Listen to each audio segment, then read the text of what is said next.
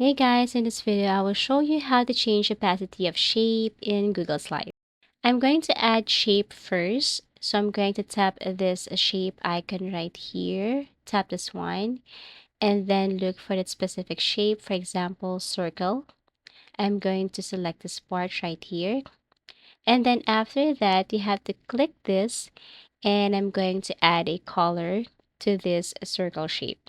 So I'm going to tap the color icon, fill color. This time I'm going to tap this custom color right here and then select the red color, or I can tap this pencil icon and then select that specific color that I want. So let me tap red right here, click OK. So let's just say you want to change the opacity of this color here inside the circle shape. Go to fill color, tap custom.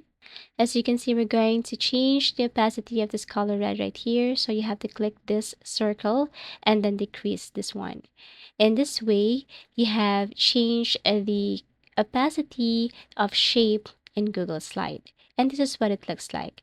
So go to fill color again, tap the circle button, decrease if you want to change or increase. So everything is up to you.